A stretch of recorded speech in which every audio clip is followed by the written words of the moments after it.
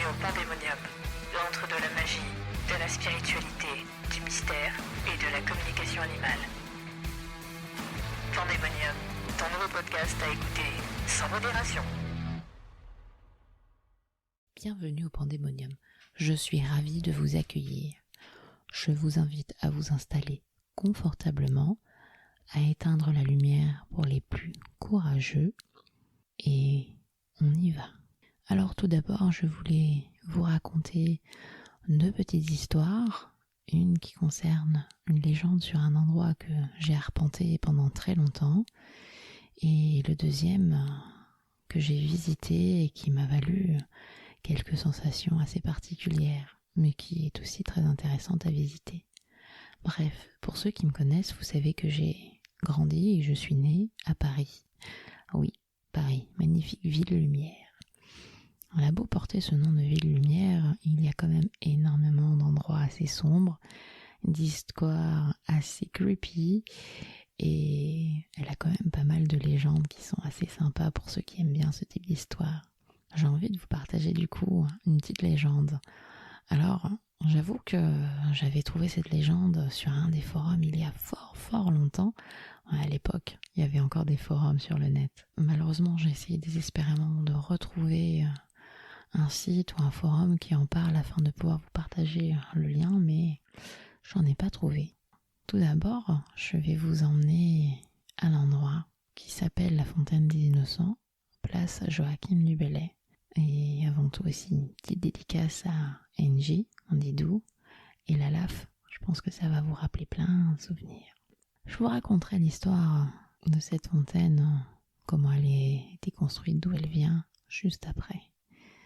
Mais imaginez donc, pour ceux qui connaissent, cette place, c'est une place assez carrée, il y a énormément de monde qui gravite tout autour de la fontaine, qui est décorée par des jolies statues de nymphes. Elle est sympa quand même cette fontaine, quand il fait beau, c'est agréable de s'y asseoir, de déjeuner.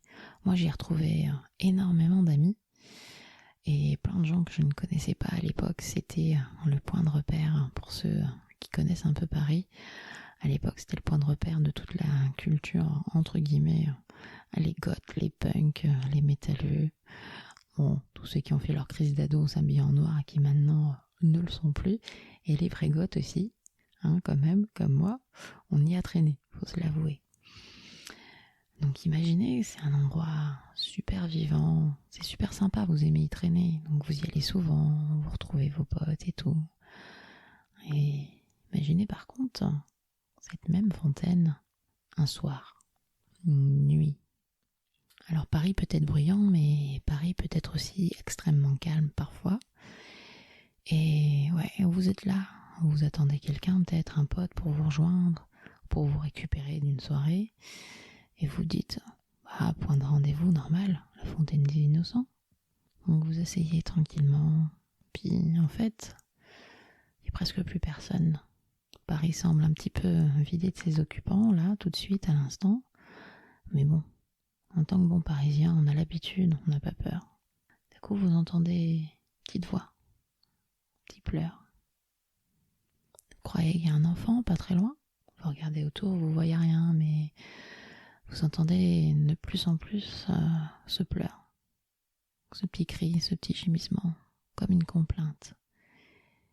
Vous avez beau regarder, personne. On commence un petit peu à avoir un peu la chair de poule. Vous avez beau vous retourner, vous faites un peu le tour tranquillement de la fontaine. Vous admirez d'ailleurs cette jolie fontaine. Et il fait frais à côté, c'est bien. Vous êtes bien quand même. Mais ces bruits commencent un petit peu à vous déranger. Vous avez beau regarder, vous ne voyez personne, pas d'enfants, pas de touristes avec des enfants. Vous dites peut-être, sûrement un enfant d'un des appartements du coin. Alors vous vous réinstallez tranquillement et vous attendez toujours que quelqu'un vienne vous récupérer du coup. Et ces pleurs continuent. Ça continue, mais d'un coup ils deviennent plus précis. Et vous vous rendez compte qu'ils sont juste derrière vous. Mais derrière vous au niveau de la fontaine. Vous regardez, vous dites c'est pas normal. Vous faites le tour et vous entendez encore ces bruits. C'est plus des pleurs d'enfants vraiment, c'est vraiment une complainte. des grands sanglots. C'est limite à vous déchirer le cœur, mais ça vous fait surtout peur quand même. Vous décidez de vous rapprocher de la fontaine en disant peut-être que quelqu'un me joue un sale tour. Peut-être qu'il y a un téléphone branché ou quelque part. Vous essayez de rationaliser même si c'est totalement pas rationnel.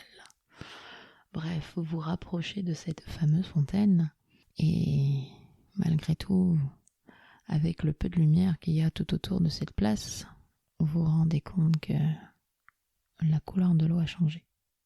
Elle est rouge. Rouge sang.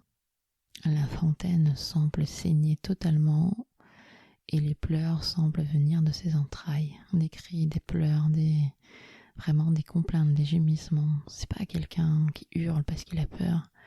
C'est quelqu'un qui pleure parce qu'il est comme perdu, rempli de chagrin. Comme un enfant qui cherche désespérément ses parents depuis un bon moment. Alors évidemment, soit vous décidez de rester, soit vous décidez de partir, mais cette fameuse fontaine des innocents ne porte pas ce nom pour rien. Alors, pour essayer de savoir d'où viennent ces pleurs et pourquoi elles se teintent de rouge, il faut repartir dans Paris à l'époque du Moyen-Âge. La fontaine des innocents n'a pas été construite à la place Joachim du Bellay. Elle était adossée à l'église des Innocents, premier début de sa vie de fontaine. Et à côté de cette église, il y avait un cimetière qu'on surnommait le cimetière des Innocents. Enfin, quand je dis cimetière, ça tenait plus de l'ossuaire, voire du charnier que du cimetière. À l'époque, ça se trouvait, pour ceux qui le connaissent, entre la rue Saint-Denis et la rue Offert. Évidemment, qui dit charnier, dit problème d'insalubrité au bout d'un moment.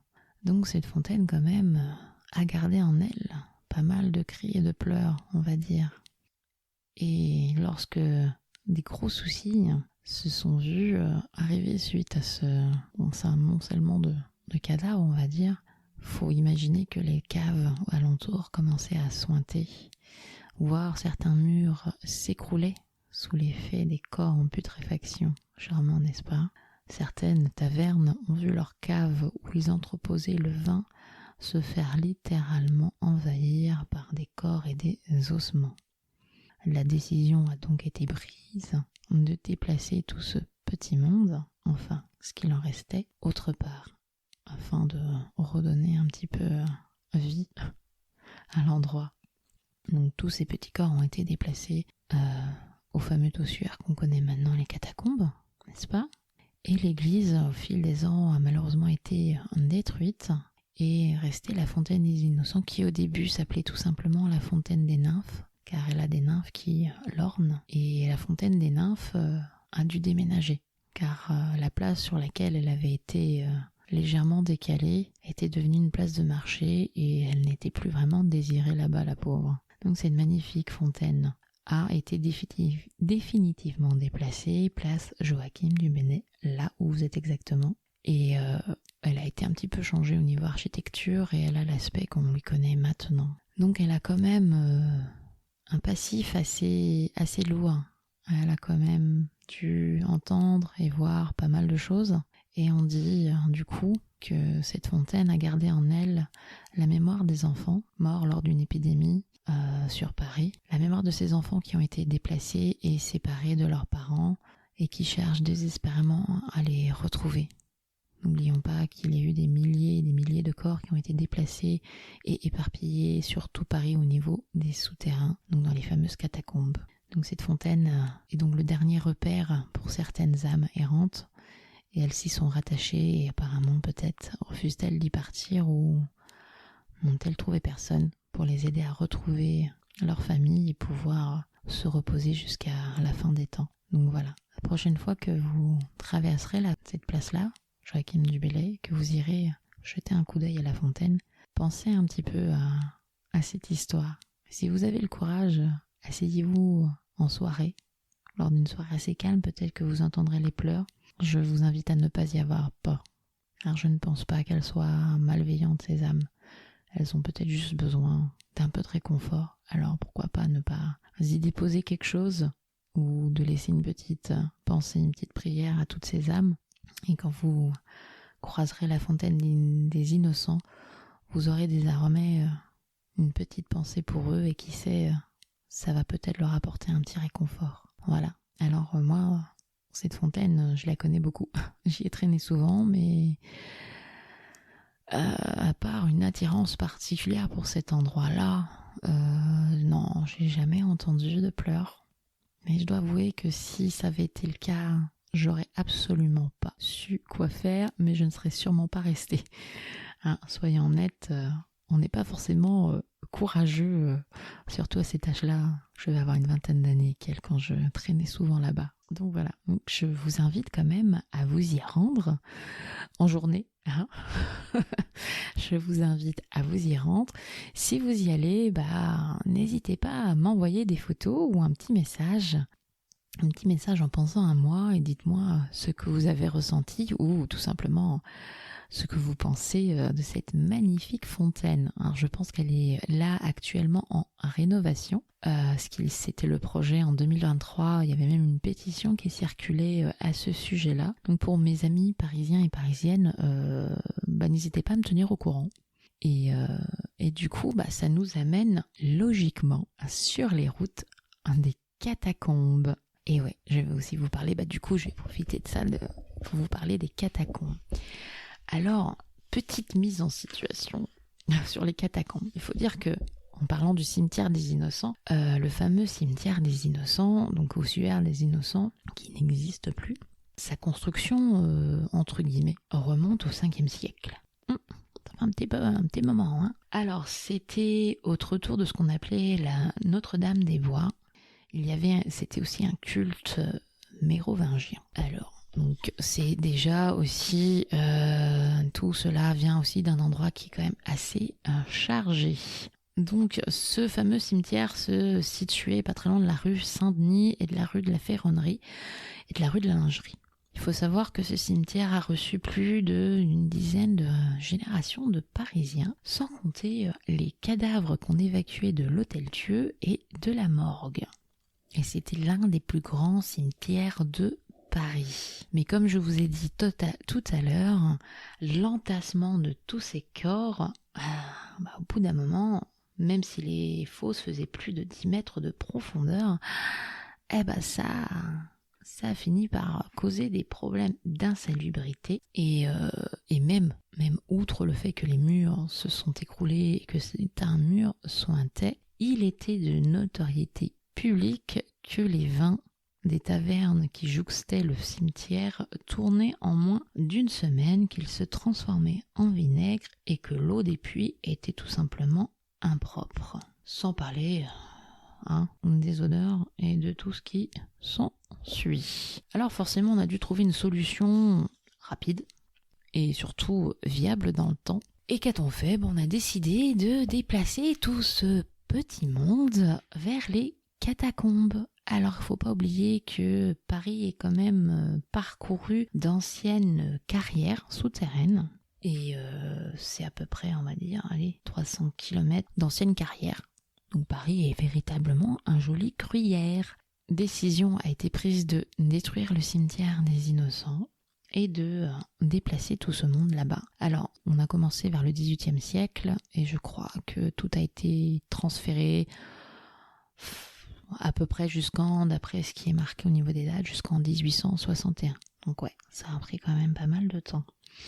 Imaginez-vous qu'il y a environ 6 millions d'individus qui ont été transférés. Alors pourquoi le nom des catacombes ? Les noms de catacombes, c'est tout simplement une petite analogie aux nécropoles souterraines de la Rome antique. Voilà, petit clin d'œil au passé de la ville. Alors actuellement, et c'est là où je vais vous emmener, on peut visiter une petite partie des catacombes. Je dis bien une petite partie. C'est moins de 2 km de catacombes, de souterrains et d'ossuaires qui sont autorisés à la visite. Je vous invite à ne pas visiter les galeries qui sont interdites au public. Voilà. Alors oui, si vous êtes un cataphile sérieux, faites ce que vous voulez, mais si vous n'avez jamais mis un seul pied dans les catacombes ou les souterrains de Paris, ne suivez pas n'importe qui et ne vous amusez pas à y aller. Vous pouvez facilement vous y perdre et être très très vite désorienté là-dessous. C'est pas des conneries. Bref.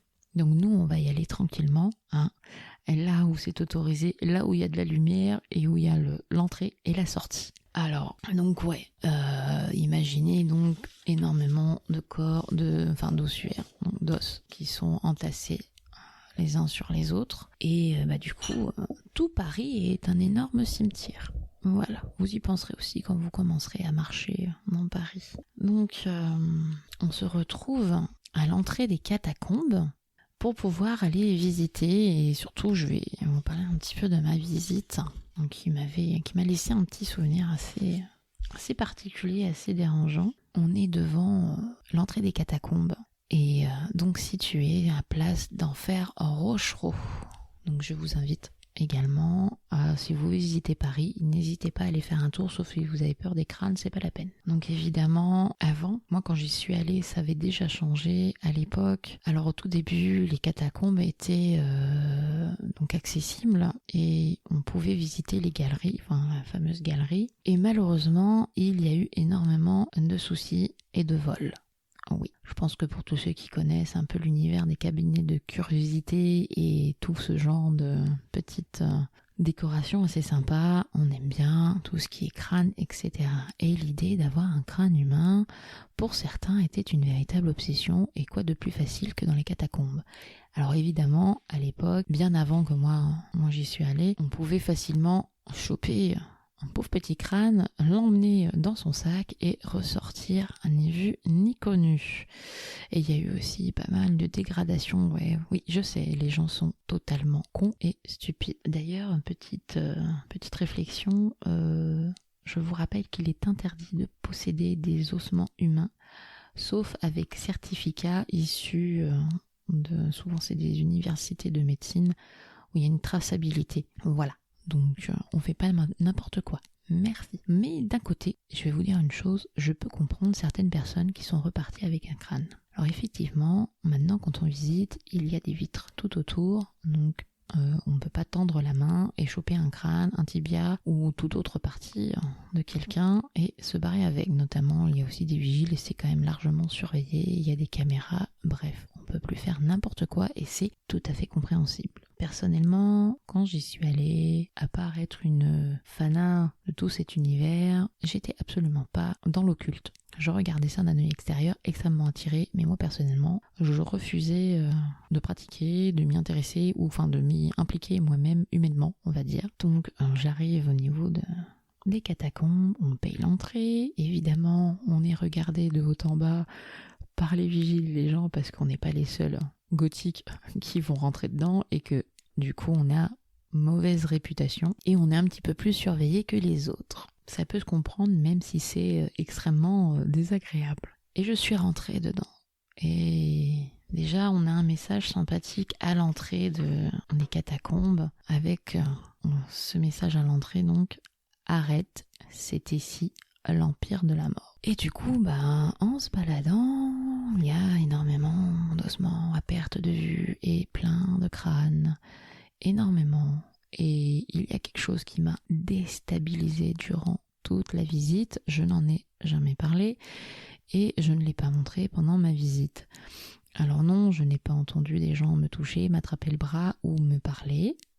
J'ai surtout entendu cette phrase « Emmène-moi ». Toute la visite des catacombes, j'ai entendu dans mon cerveau et j'ai eu cette sensation de désespoir et de solitude m'envahir et cette petite phrase « S'il te plaît, emmène-moi, emmène-moi ». Peu importe où je posais mon regard, dès que je croisais un crâne, j'avais cette phrase qui résonnait. Et je l'ai encore rien que d'y penser, je retrouve exactement la même sensation. C'est dire que j'avais l'estomac fortement noué et que c'était extrêmement frustrant d'un côté, parce que j'avais l'impression qu'on me demandait vraiment de l'aide. Genre, emmène-moi, peut-être que je ne sais pas. Alors, est-ce que c'était un emmène-moi d'une même personne, entre guillemets, ou c'était juste toute l'ambiance générale et mon cerveau qui s'était mis à partir en cacahuète. Bref, je serai honnête, l'envie à un moment donné de sortir un crâne m'a traversée. Je vous présente Onyx en fond si vous l'entendez. Et pas de façon malveillante, pas de façon glauque, tout simplement parce que ce emmène-moi n'arrêtait pas de me tarauder.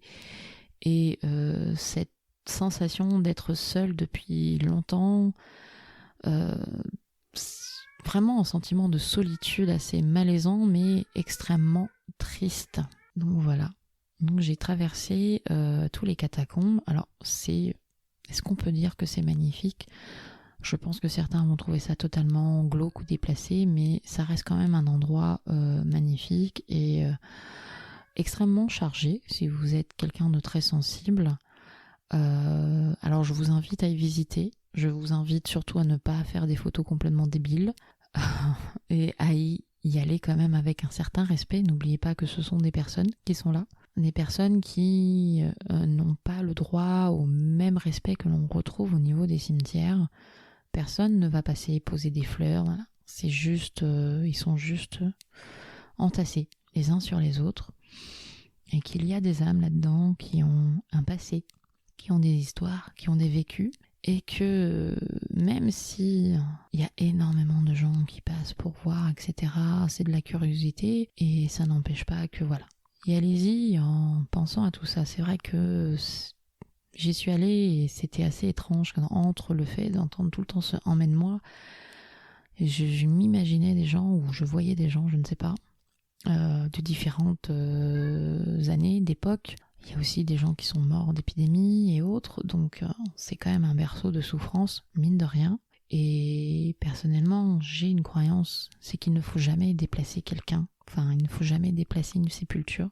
Je déteste ça. Pour moi, c'est vraiment quelque chose d'inconcevable.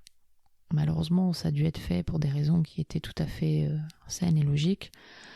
Mais voilà. Donc dites-vous quand même que vous vous baladez dans un endroit où on a entassé des gens qui sont décédés, qui avaient un endroit où ils étaient censés trouver le repos éternel et qu'on a redéplacé, séparé, remélangé. Bref, mine de rien, c'est sacrément lourd comme endroit. Donc voilà. Donc peut-être que lorsque vous irez dans les catacombes, je vous invite aussi à le traverser, enfin à les traverser et à prêter l'oreille, on ne sait jamais. Et si c'est le cas, prenez le temps de vous recueillir quelques minutes, le temps de saluer et de vous montrer respectueux et humble, tout simplement, face peut-être à tous ces pauvres esprits, toutes ces pauvres âmes peut-être qui sont stockées là et qui ont besoin, certes, de compagnie, mais bienveillance. De la bienveillance avant tout et du respect. Alors, évidemment, je vous déconseille d'essayer de tirer un crâne, c'est juste pas possible. Donc voilà, non mais plus sérieusement, je vous avoue que je suis sortie de cette visite extrêmement frustrée, comme si j'avais oublié quelqu'un. Et cette sensation m'a poursuivie et me poursuit encore. Je n'ai pas réitéré l'expérience. Je pense que je vais devoir reprendre mon courage à deux mains et revisiter les catacombes et voir si je ressens de nouveau la même chose ou si c'était juste ce jour-là. Peut-être tout simplement mon esprit, mon subconscient a décidé de me faire une blague ou de réagir d'une façon ou d'une autre, mais ça a été pendant toute la visite, cette petite voix. Emmène-moi. Emmène-moi, s'il te plaît. Emmène-moi. Et voilà, c'était la fin des histoires de Paris. Enfin, une partie. J'espère que ça vous a plu. C'était pas spécialement terrifiant, mais voilà, j'avais vraiment envie de commencer le pandémonium avec ces deux petites histoires, aussi de vous montrer un petit peu mon univers dans lequel aussi j'ai évolué et crapahuté pendant des années. Et bien sûr, je vais essayer de trouver plein d'histoires sur Paname et aussi sur la région dans laquelle je vis maintenant. Et peut-être aussi mon pays d'origine. Bref, mais aussi, je vous invite, vous, chaleureusement, à m'envoyer vos histoires, vos anecdotes ou des légendes que vous connaissez, que vous avez envie que je vous raconte, que je partage. Donc voilà, donc n'hésitez pas, je vais vous laisser un lien Instagram, vous pourrez m'envoyer un DM tout simplement. Donc je vous embrasse très très fort, je vous autorise à allumer la lumière et sur ces douces paroles, je vous dis bonne nuit, bonjour, bref, tout dépend à l'heure à laquelle vous écoutez mon podcast, mais surtout, n'ayez pas peur.